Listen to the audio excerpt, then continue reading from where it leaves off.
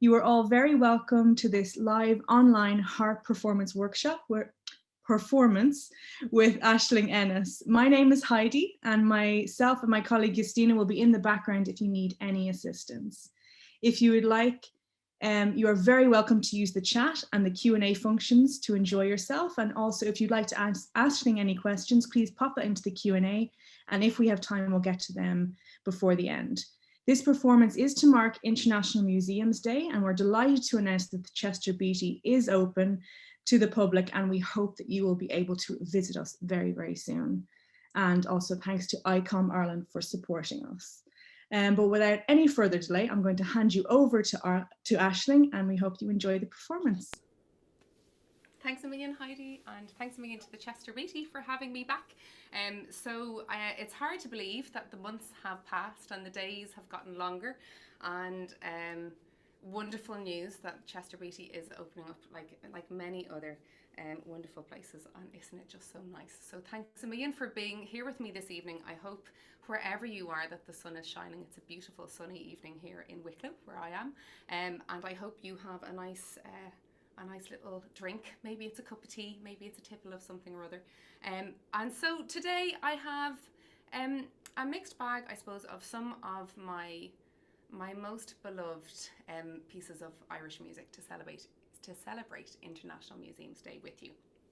And the one that I'm going to begin with on this lovely harp that I'm playing, that I have actually stolen from a Dublin-based Irish harp maker called Tomás McGilligode. So I have sort of stolen this beautiful instrument for a while, and I have been really enjoying playing on it. So I was delighted to have the opportunity to share some music with you on it. The first piece that I'm going to start with, me and this tune go way back, as I'm sure any fellow harpists who are tuning in this evening will agree. So I'm going to start with Brian Brew's March. And so Brian Brew, as some of you I'm sure will be aware, was the High King of Ireland in the 11th century. And he fought and died at the Battle of Clontarf in 1014, although his army was victorious. And this march is said to depict his army marching into battle. I know that it's one of my own mum's favourite tunes, so I always think of her. She always giggles when she thinks of, you know, the soldiers going away in the distance. So it's one of her favourites. And this tune always reminds me of course, the harp that is housed in Trinity College in Dublin, nicknamed the Brian Brew harp. Although, of course, the harp in Trinity dates a few centuries after Brian Brew would have been doing battle all around the nation. So I often think of the beautiful harp. And interestingly, the Brian Brew harp, again, I'm sure some of you already know this, that it inspired, of course, our national emblem, our state emblem, and the Guinness logo. But our state emblem points to the left, and the Guinness logo points to the right. So there you go. It's a beautifully crafted instrument. Was certainly commissioned by a very important family at the time in the 14th or 15th century. So here we go, on my brand new stolen harp from the 21st century. I'm going to play Brian Brew's March, and I hope you enjoy.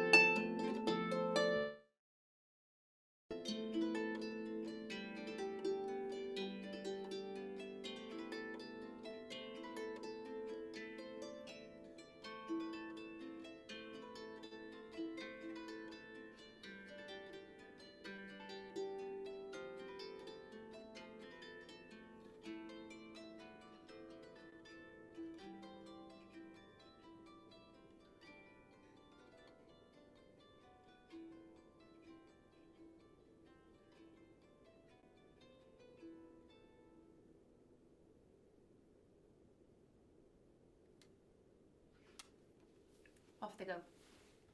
Brian Bruce army marching off into the distance.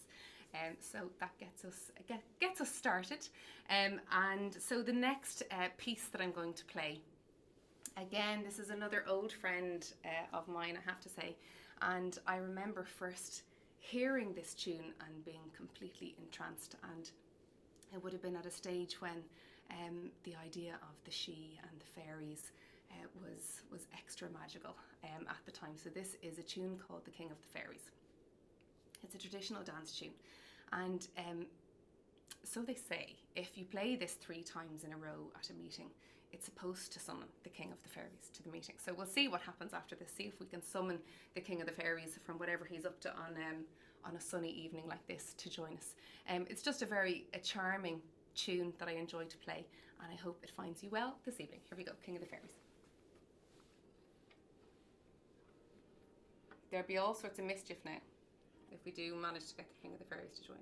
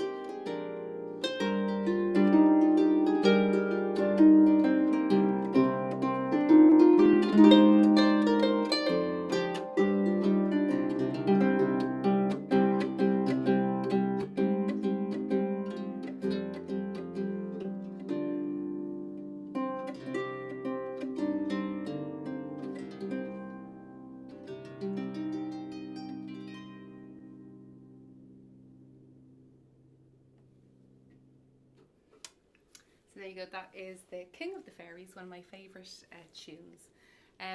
Going to move on now to a piece by Turlough O'Carlin, who of course comes up all of the time for us Irish harpists, because we're incredibly proud of this fella. 17th century blind Irish travelling harper who has gifted us hundreds of tunes that are some of the most popular traditional tunes played all over the world today. And one of my personal favourite tunes of his, although he has hundreds to choose from, is a tune called Carlin's Welcome. So I'm going to get into the right gear here for a bit of Carlin's Welcome and see how this goes down.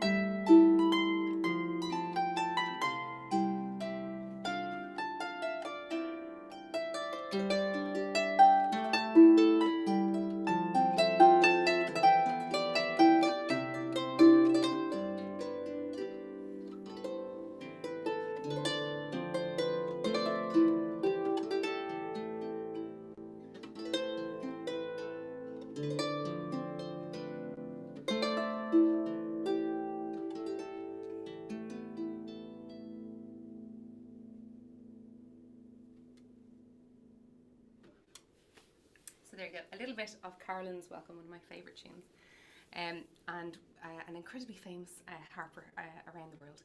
So thanks, Carlin. The next piece of music that I'm going to play for you is, again, it's one of my old pals, it's one of my old friends that I love very much. This is Cót na Gaoir, and I first learned this piece in one of the Sounding Harps series of harp arrangements. And these books would have accompanied me through a lot of my harp training years, and full of incredibly beautiful traditional Irish melodies arranged by fellow harpists. And this Cót na Gaoir, the first time that I learned it was Anne-Marie O'Farrell's arrangement in the Sounding Harps book that I had at the time. And I'm incredibly fond of it. It's such a beautiful song and a very beautiful message behind it. So Cót na Gaoir, Kitty O'Dwyer, is an Aisling. So it's a song portraying Ireland as a beautiful young woman, expressing her dearest wish that Ireland would soon be free. So a lot of these beautiful plaintive songs named after a lady are often these Aisling Pullathúils, these incredibly beautiful poems. And I have a little extract. For those of you who joined us back in December, you'll know that I'm fond of a bit of a verse. So I do have a little bit of Cót na Gaoir that I'm going to say for you. So first I'll say it in Irish, and then I'll, for those of you who maybe don't know what it's saying, I will say it afterwards in English for you, so we can all be part of, understand the story of Cót na Gaoir. So, Bhí an cuach san lun is an ceirseach, saoirse is gach nóta fear. Is a mun is a mór gach versa. Go méach a fós ag caught ní ghuir. The cuckoo, blackbird and thrush were singing, and each note was perfect. And at the start and finish of each verse, they sang that Ireland would soon be free. So this is Caught ní ghuir. And I'm going to follow Caught ní ghuir up with, again, one of my old pals, one of my favourite tunes, which is the Deer's March. I love playing the Deer's March, and it always makes me think of a fellow harper and good friend, Derval Finnegan. So I always send lots of sort of harp hugs Derval's way whenever I am playing this tune, because she has a beautiful arrangement of it in one of her harp books, which I highly recommend. So here we go. This is Caught ní ghuir, followed by the Deer's March.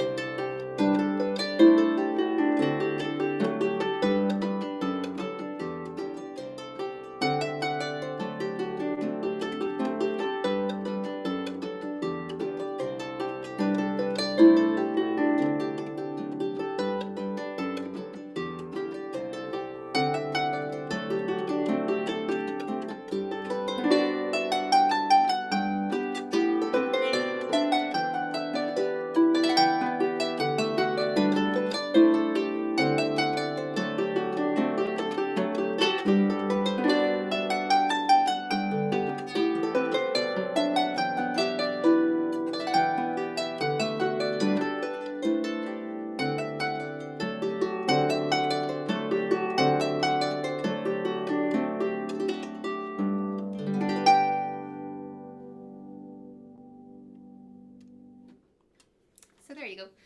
A little bit of caught me Greer into the Deer's March, which always makes me think of a good pal Derval. So we go from the very jovial Deer's March to, I think, one of the most beautiful but possibly heartbreaking slow airs. And this one is Annakun. And Annakun is a lament for 11 young men and 8 young women who drowned while coming by boat across a lake from a fair, from a market. A sheep put his hoof through the bottom of the boat and they were all drowned. There was a saying in Irish, bega chuidig an bharraga, and people, for this reason, never learned to swim as the sea would have its own. And again, this is just such an incredibly beautiful melody and a beautiful but heartbreaking song. And so I do have a verse here, and again I will share it in Irish and then I will share it in English. So Annakun. Ma aimse sláinte is fada vas trocht an maid a báthach as Annakun. Is mo hrua a morach, gach ahar is máthar, ban is páiste atá ag silasúil. A rining rásta cheap nav is parhis, nor veg an tábhacht dún, burt ná trúr.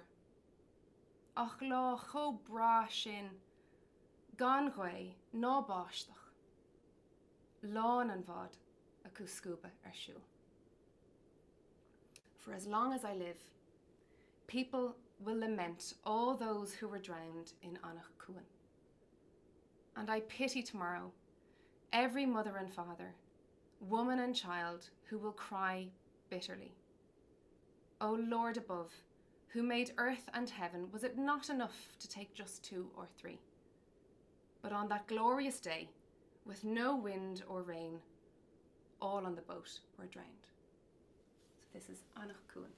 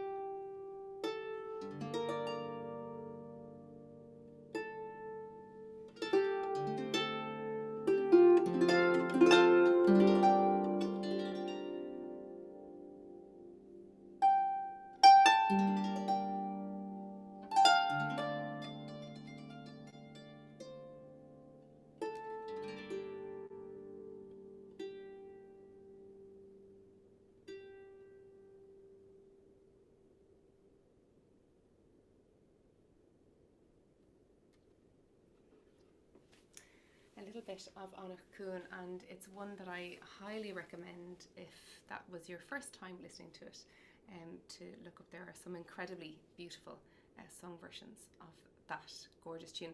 I was actually using as a guide a lovely arrangement of this by another fellow harper. We're a tight-knit club, Helen Lawler, and it's in another. This is a book that Harp Ireland and Courtney Critcha brought out, Row and the Grithery, Harper's Choice, and there are some excellent tunes in there and lovely arrangements. So for the fellow harpers among us who are wondering where that came from. So where to next? We've had our hearts broken with Annakun, and I'm going to go back to Turlough O'Carlin, and I'm going to play what is purported to be maybe his first tune, his first composition. So of course, like many people who in the 17th century, poor Carlin had smallpox and was blinded as a result, but was very lucky because he was handed a harp, and he made quite a name for himself, composing many tunes around the country. This She Bug She Moor is a waltz, and so the saying goes that the inspiration behind it are fairy hills, homes to the invisible she. So this is a little bit of She Bug She Moor.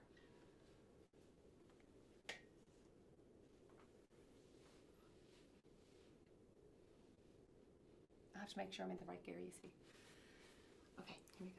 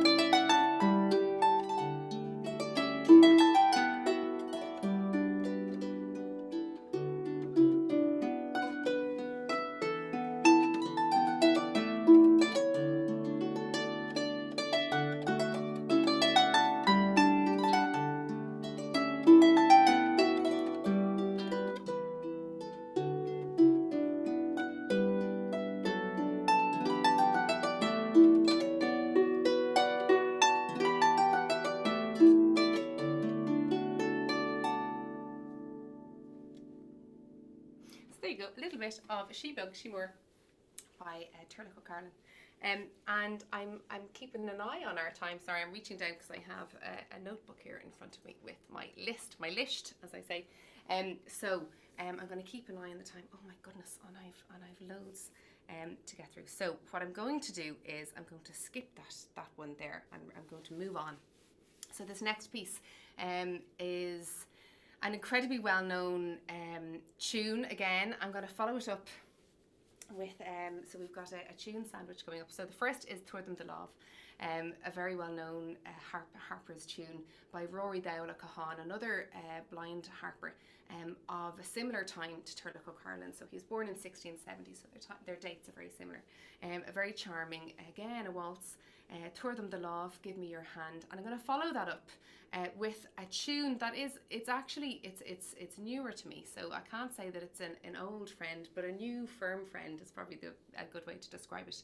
On Spalpeen Fánach. Now this piece came to me as a request. I do a regular sort of a requests harp concert, and my mother and father are regular attendees, and this was one that mum requested. On Spalpeen Fánach. So the Spalpeen was hired by the English landlords who had dispossessed the Irish from the great houses, and they formerly the Spalpeens often would have been incredibly highly educated. They would have been the poets and the harpists in the great cultural homes, and they would have been very, very highly regarded. But the Spalpeen, formerly a poet, and would have been now destitute. And so again, I have a little verse, and the Spalpeen now, there's a lot of, there's rage in this verse, although you wouldn't really be able to tell from the tune that follows. But here is a bit of a verse about the Spalpeen Fánach. And again, I'll follow it up in English. So, Budarí na tíre ag tíocht ar a gapel, a éfri an Willem Hiralta, ó tainam chun siúl, tá an cursa fada, seo ar siúl an Spalpeen Fánach. So the boorish landlords will come on horseback asking, am I hired? I'm going to take to the roads. It's a long journey. Here comes the wandering Spalpeen. So that is Tuair Them the Love, and followed by On Spalpeen Fánach.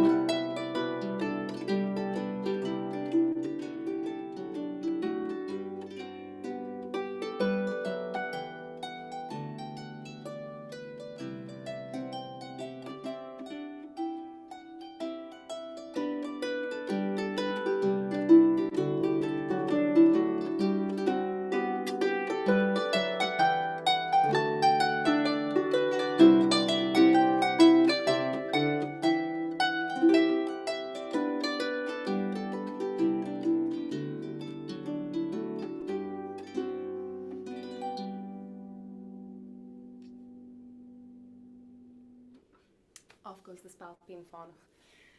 So we are nearing the end. I'm having a look, as I say, at my list to see what I might play to finish this off, and then I'm conscious that there might be questions, or maybe not. We can see. Then there might be one up the sleeve, one for the road, as they say.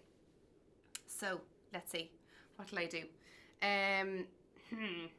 Okay. I think I'm going to play. Spoiled for choice. I think I'm going to play. Okay, we'll do Buchalone Erna, and I tell you it's because I have some. Again, I'd like to share a little bit about it with you, if that's okay. So I'm going to bring it up in front of me here. So Buchalone Erna is a beautiful song, an old pal, a song about a young man in his prime, and sought after by many young ladies as a husband, who extols his great qualities and boasts that he owns many counties in Ireland. So he's first full of himself, this Buchalone Erna. So here is a little bit of the verse in Irish, and again, I'll follow up with it in English as well, for those of you who don't speak Irish. So here we go, Buchalone Erna. Buchalone Ernas me vreg fan féin Colleen Jas Og. Ní irhan bo sprayle, tha me féin sever galore. Islam kirkig da vede, Rá heaven glanas tir own, is mur nahri me basi, is me ira chunde veo. I'm a boy from the Erne, and the young lady will fall in love with me. I won't ask for a dowry, as I'm quite rich. Sure, I own all of Cork, the two sides of the Glen and Tyrone, and as well as that, I'm the heir to County Mayo. So here we go. Here is Buchalone Erna, and thank you for joining me. Thank you for staying with me. And here we go. And then we'll see. We might have a chat. There might be a few questions, or not. Then you can all continue your cups of tea in peace.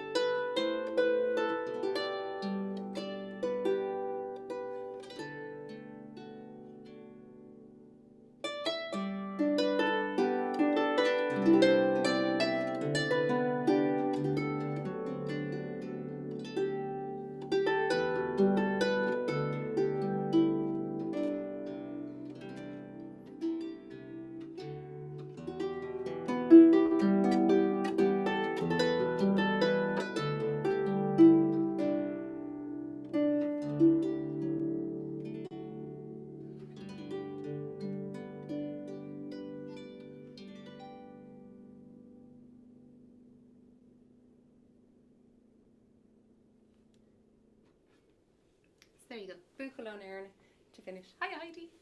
Hi. Oh, Aisling, it's just so beautiful. So I was Aww. trying to keep up with all the comments because we have so many comments coming in. Oh. And mainly into the Q&A. I see. Michelle has now started posting into the chat. So thank you all so much for contributing in. We have a question from Michael. I think you may know Michael. Michael Triba, is that it? He said he said he's a chatty one and you're aware of that. And he wanted actually to know how you came up with today's set list. What inspired you out of the thousands of Irish tunes available? That's a really good question. Because actually I had a number of different programs in mind. I suppose that's the difficult thing, isn't it? When trying to fit something into a program. I suppose I was guided by a little bit by the fact that it's International Museums Day. I was guided by the fact that I very much wanted to play on this beautiful Irish harp by Tomás McGilligode. And I think I just went for the tunes that sort of spoke to me. I don't know, I've gone for some old pals really. Some of my favourite tunes that I've played for a long time, and they were just the ones. You know, I thought it was fitting. I like to share, I suppose, maybe a little bit of the verse. I'm very conscious that I don't sing and play the harp, so it's just instrumental music, and it was nice to share some of the stories behind the songs and behind the tunes, because of course we're blessed with just such a remarkable history and culture of music, and so much of it I feel is about some of the stories behind some of these tunes. So it was nice to share a bit of that. So I think that kind of drew me to particular choices, and I think that's maybe just personal, you know. So that's how it landed the way it landed today, Michael. I think the harp just connects so well to all these melancholy old Irish folk tales, don't they? It's yeah, absolutely. So magical. Adrena would like to know, I hope I'm pronouncing your name right, how long have you been playing? So I started the harp when I was 6, and it was the only thing, and still is the only thing that shuts me up. It's the only thing that stops me talking. So I began lessons when I was 6, and I know that at the time, my first teacher was Annakun, and I started with private lessons with her in Dublin, and then quickly progressed into the Royal Irish Academy of Music on Westland Row in Dublin, and stayed there for many a year, and then followed on to London. So I was 6 when I started, and I think I was hooked fairly early on. Going to my first lesson, I'm not sure I was really aware what the harp was going to be all about. I remember my mum explaining, I don't know how far in advance of the first lesson, showing me a coin, you know, and showing me the harp and saying, now this, you know, we're going to go to see a lady and you're going to have a lesson on the harp. And of course I was so little, but I think pretty early on I was fairly hooked by it. So the harps got bigger and bigger, and I think maybe there were times during my training when my parents probably questioned their choice of instrument, as the cars had to get bigger and bigger to match the size of the instrument. So I can't say it's a very economical instrument to go for, but it is incredibly beautiful and rewarding. So there Definitely. And Michael was commenting and complimenting that beautiful harp that you have there, and wanting to see closer views. I know, it's just I adore it. I have to say I'm very fond of Tomás's harp. So Tomás was great friends with another wonderful Irish harp maker who very sadly is no longer with us, Coolan O'Maher. And I know that they, you know, had a firm friendship, and that a lot of that, you know, revolved around the joy and the labour of crafting these incredible instruments. And, you know, they are in themselves really a work of art. Each of them is a work of art. And painstaking process to develop an instrument that has to withstand the pressure of all of these strings, you know, and to still make it very beautiful. So this is a bog oak swan, and this chap here, that wood is thousands of years old. The instruments are incredibly beautiful and steeped in heritage, you know, literally, you know, 6,000-year-old piece of bog oak crafted into the shape of a swan. So I adore them, and I adore the sound that they make. So that's the harp. And we have a message in from Lisa. Hi, Aisling. Do you need long fingernails to play the harp? I believe Carolyn had long fingernails. Thank you and warm wishes. That's it. Thanks Megan for joining. So yes, no, you're quite right. So Carolyn and Rory Dale O'Cahan and all of the harp players in the 17th century who have gifted us so many of these beautiful tunes indeed would have played with very, very long fingernails. They would have played the wire strung Irish harp. So all of the strings on their harp, and they would have had maybe fewer strings, would have been wire strings. And so how they made the sound wasn't with the pad of their finger, which on this kind of contemporary Irish harp, I use the pads of my finger. Sometimes a composer might request that you play with your nail to get a very specific sound. So you can hear that it's a much thinner sound with the nail. And so I highly recommend that people look up a wonderful Irish harper called Siobhan Armstrong, and she really champions the early Irish harp, and there's a wonderful festival actually coming up, so I highly recommend that everybody look up Siobhan Armstrong and the early Irish harp. And indeed the Brian Brew, as it's known, the Brian Brew harp in Trinity would also be a wire strung harp, and it's an incredibly different experience as a musician to play the wire strung harp to this harp, because the wire strung harp, the wire strings ring. They really, really ring on forever and ever and ever and ever and ever for a very long time. Slight exaggeration, they don't ring on forever, but it feels like forever. So if you're playing a melody on the wire strung harp, you're constantly having to damp the strings as you play. So it's a different technique, and it's a magical sound that's achieved, and I suppose it's truer to what the harps of the time would have sounded like. So and you know, Carolyn famously was very inspired by classical composers of his time, so the Corellis and the Gimignani's and the Vivaldis, and so it's interesting to think that would have been one of what they created on their harps would have sounded different, you know, to what we play on these contemporary instruments. Lovely. And then Michael says, is that a swan on the harp then, Aisling, or is it also a treble clef? So yeah, so it does look like a treble clef, but it is a swan. So I suppose art is subjective, Michael, so it can be whatever you decide. Maybe it's a bit of both. These harps are called Alla harps, and Alla is the Irish for swan. So they're called Alla because of this beautiful bog oak swan. But it does look like a treble clef, I agree. A little bit of both going on maybe there. Fantastic. Can we possibly convince you, Aisling, to fit in one more? Absolutely, you can indeed. I'm trying to think what it could be. I tell you what, there's this is another. Let's see, can I get it up here? How about I'll finish up with another. I suppose it's another. It's another slow one, but it's very beautiful. And I want to tell you a little bit about it for those of you who might not already know. So I'll finish up with one called the Coolan.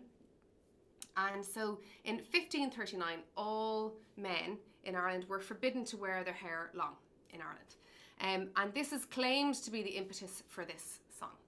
So it was played by the harper Charles Fanning at the Granard Harp Festival competition in the late 1700s, and also at the Belfast Harp competition.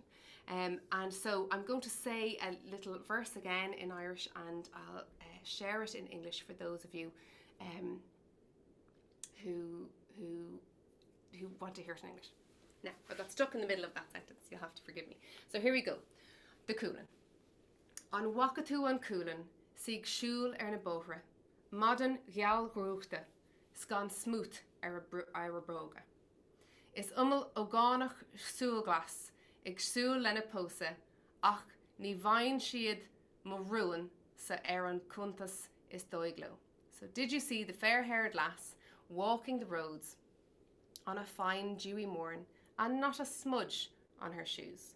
Many a green-eyed lad hopes to marry her, but they won't win my love no matter what they think. So this is the Coolan.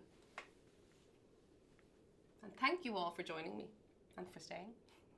Here we go.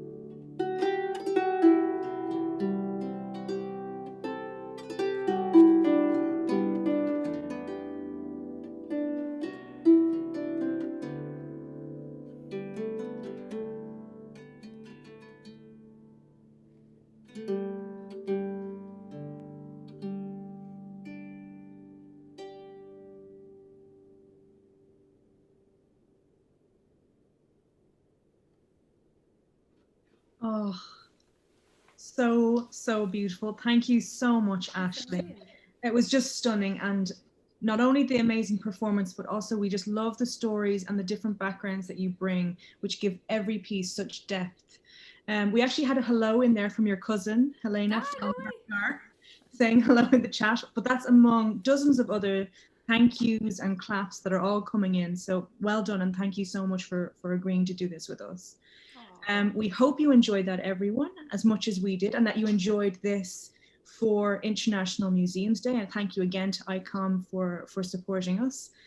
We have plenty more events and activities coming up. Our next adults workshop, which some of you may be interested in, is on fashion illustrations, and that's going to be on the 19th of June. So you can book that right away on the Chester Beatty website. Go to the What's On at chesterbeatty.ie. And then finally, just a reminder again, the Chester Beatty is now open.